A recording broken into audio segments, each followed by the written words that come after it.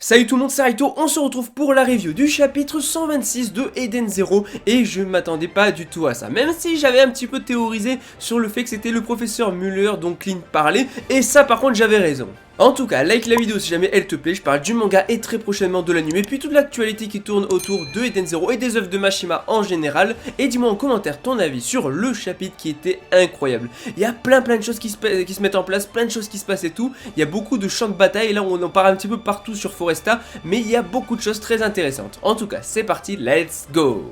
Donc on commence directement avec Zenolith qui était intervenu et qui était tombé face à Shiki, et c'est énorme, et on a des révélations sur ce personnage, notamment sur son caractère, mais surtout des révélations très intéressantes sur ce qu'il était avant quand il était humain, car oui, Zenolith a été humain. Donc il débarque en disant: je suis le fondateur des techniques mécaniques démoniaques de gravité et je suis le maître de Ziggy. Et du coup on a Zenolith qui voit qu'il a pas du tout de réaction, et d'un coup on a donc Shiki qui va avoir une énorme réaction en mode c'est vrai et tout, et donc du coup voilà, on a Zenolith qui va lui dire pas non plus autant de réactions non plus, calme-toi. D'ailleurs on apprend qu'il a entraîné Ziggy et que chaque technique qu'il lui donnait il l'apprenait super rapidement, c'était un véritable génie. Chaque technique de gravité il les maîtrisait super facilement, autant dire qu'il est devenu ultra balèze très rapidement et que c'était littéralement un génie le gars Ziggy.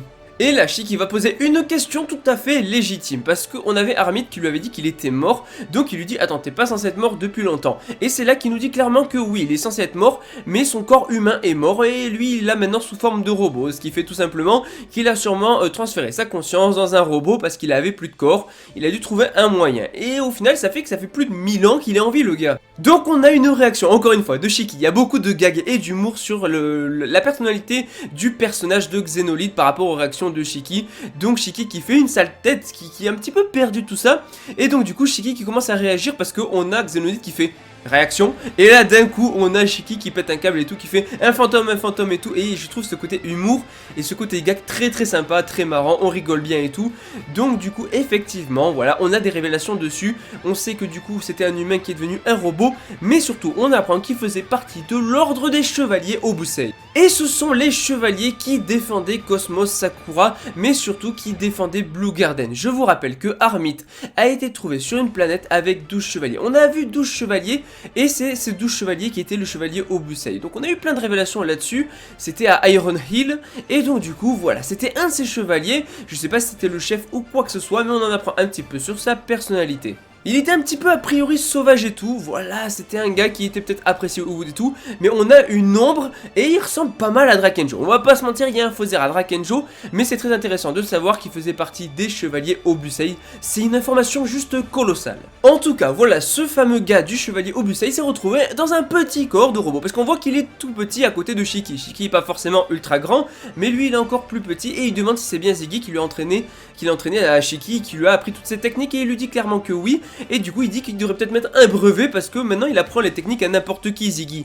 Donc voilà, bon après je pense que Zenolith a des informations sur le fait que Shiki provient sûrement de Mother ou un truc comme ça. Bon je pense qu'on verra par la suite, mais en tout cas voilà, il dit qu'il devrait peut-être limiter le fait que les gens apprennent trop facilement les techniques de gravité. En tout cas il est en train de dire clairement que Ziggy est allé trop profondément dans les ténèbres, dans les abysses, et qu'il allait au profond des ténèbres du cœur de gravité, enfin dans les gravités des ténèbres, enfin dans les abysses de la gravité, et il lui a dit surtout ne prends pas le même chemin que Ziggy. Et c'est énorme, et on a vu plus dans un flashback, enfin dans un flashback, c'est même pas un flashback, c'est un flash forward, ou plutôt une vision de Rebecca, ou le fait qu'elle voilà, bon, vous comprenez le délire du pouvoir de Rebecca avec le Cat Leaper, mais on a vu un Shiki du futur qui était totalement différent. Et effectivement, je pense que plus il va maîtriser la gravité, plus il va partir dans les ténèbres, et ça va être très intéressant, et le but ça va être de pas sombrer, de pas devenir le grand destructeur comme l'a dit Mother, mais de devenir le sauveur, de pas sombrer comme Ziggy. En tout cas c'est fini pour ce côté là, on retourne sur le côté Erzi vs Justice. Ils ont utilisé leur meilleure technique, ils se sont combattus, ils auraient dû être morts, mais à cause de la gravité, les coups ont été affaiblis et ils ne sont pas morts. Et le combat va tout simplement se terminer ici, ça sert plus à rien de se combattre, et Erzi va s'en aller. On a Bernam ou je sais pas quoi là, le gars qui est dans l'équipage d'Erzi, qui va se pointer, qui va la récupérer en moto, ils vont partir tout simplement, parce que voilà, elle demande pour Omura et tout, il a dit clairement que c'était bon, c'était réglé et tout. Et on a Justice. Justice qui veut toujours en découdre avec Erzi, mais tant pis, elle s'en va, elle en a rien à faire, et au final il peut pas la poursuivre, il est blessé, tout ça. Et donc on a Oli, Olé, voilà, ça dépend de la prononciation, ça dépend comment ça s'écrit et tout, on n'a pas trop de prononciation vu qu'il n'y a pas d'animé, mais on a Olé qui est justement une des Oration 16 qui est là pour combattre les généraux galactiques démoniaques. Déjà j'aime beaucoup le design de cette fille, j'aime beaucoup le design de ce perso, et donc du coup elle va parler avec Justice en lui disant que c'est la plus jeune des généraux galactiques démoniaques, et que dans 5 ou 10 ans elle sera totalement invincible et terrifiante, et honnêtement elle l'est déjà, donc c'est clair que dans 5-10 ans elle sera monstrueuse, et qu'elle sera totalement inarrêtable, et qu'elle pourra dominer n'importe quoi tellement elle sera puissante, donc il faudrait l'arrêter avant. Bref, le combat se termine ici, et on va repartir sur le côté avec du coup Hyuga, Goen, ainsi que Victory et Creed. Avec du coup Creed qui va devoir libérer Omura, parce que le Victory il est devenu en mode, il est passé en mode titan, Titan's Arm, et le problème c'est qu'il a failli écraser Omura, la petite cage dans laquelle elle était, donc logiquement on a Creed qui l'a libéré pour pas qu'il tue non plus Omura, le but c'est pas de la tuer ou de la faire s'écraser, donc du coup Omura va partir, car on a Rebecca qui arrive, et là par rapport à Rebecca on a des choses très intéressantes, notamment le fait qu'elle a sauvé une petite fille, mais ce qui est super triste c'est que cette petite fille est à la recherche de son petit robot, et le petit robot c'est celui qui a été tué par l'unité 6 des Beasts, et c'est trop triste parce que du coup elle veut retrouver son robot, mais Rebecca peut pas vraiment lui dire qu'il est mort, c'est trop dur à avaler pour cette petite fille, mais elle peut pas en même temps partir à sa recherche parce que il est mort, voilà. Du coup cette petite fille malheureusement ne retrouvera jamais son petit robot qui s'appelle Mi avec 2 i je crois. Donc du coup on a Rebecca qui débarque, qui récupère Omura, qui s'en va, ils vont rechercher Shiki et les autres, et donc du coup on a Gwen, Hyuga ainsi que Victory et Creed qui restent.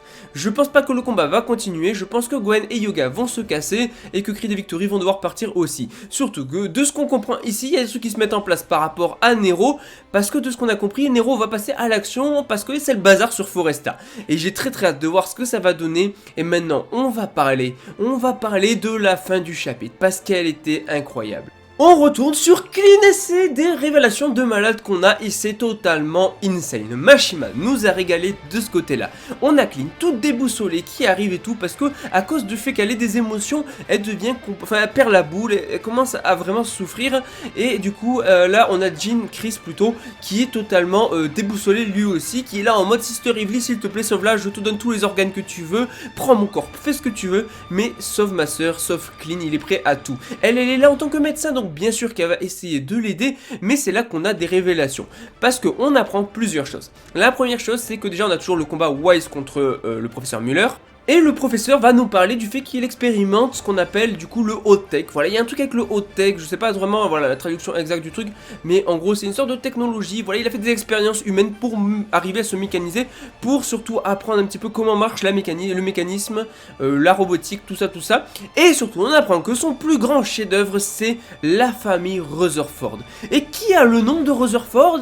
Clean ainsi que Jin. On l'appelle Chris Rutherford, et oui c'est son nom, et donc du coup forcément, et bien du coup on a le professeur Muller qui a mené des expériences sur ses 2 enfants, mais ce mec mérite juste de mourir à la fin de l'arc. Qu'est-ce que j'aimerais que Shura ou Nero se pointe sur le champ de bataille et il extermine le professeur Muller parce que c'est lui qui a causé le bazar avec les robots qui se rebellent. Ça serait totalement insane. Et là je serais du côté de Nero et de Shura. Même si Shura est un bel enfoiré, ça n'empêche que ça peut... Bah si, ça peut être pire que le professeur Muller, mais ils sont au même niveau, Shura et le professeur Muller, parce que le Shura avait tué des filles genre innocentes et tout.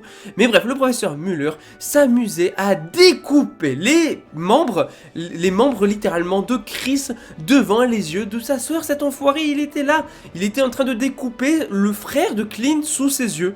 Mais tu m'étonnes qu'elle soit traumatisée. Du coup, on a une case avec Clint qui est en train de pleurer et d'observer son frère se faire découper avec une tronçonneuse.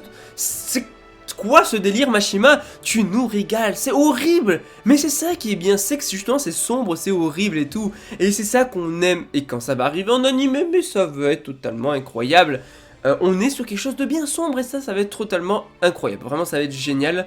Et là, désolé, mais je pense que Wise, après avoir entendu ça, il aura tellement plus d'empathie envers Clean et envers Chris qui sont du côté, qui étaient du côté de Rakenjo. Il aura tellement plus d'empathie quand il saura ce qu'ils ont vécu, ce qu'a fait le professeur Muller, et c'est totalement incroyable. Du coup, on a le fin mot d'histoire sur comment ils ont été mécanisés, robotisés et sont devenus des cyborgs. En tout cas, le chapitre se finit ici. Le chapitre est totalement excellent. Le combat Justice Erzi était magnifique, il était totalement beau. En plus, Nero qui a sûrement passé à l'action parce que c'est le bazar sur Foresta. On a Xenolite on apprend des révélations sur lui, chevalier Obusei et tout, des temps obscurs et tout, c'est trop bien. Et en plus de ça, on finit sur un flashback de Jin et Clint quand ils étaient petits. Et le professeur Muller, je vous l'avais dit que c'était lui, à cause de lui que Clint était comme ça, je l'avais dit et c'est totalement incroyable. C'est génial, oui je l'ai dit plusieurs fois, mais c'est trop bien. En tout cas, je vous dis à la prochaine, likez la vidéo si jamais elle vous plaît, abonnez-vous si vous aimez Eden Zero, cette chaîne est faite pour vous, et dites-moi en commentaire votre avis sur le chapitre parce qu'il nous régale. Je vous dis à la prochaine, allez, ciao tout le monde!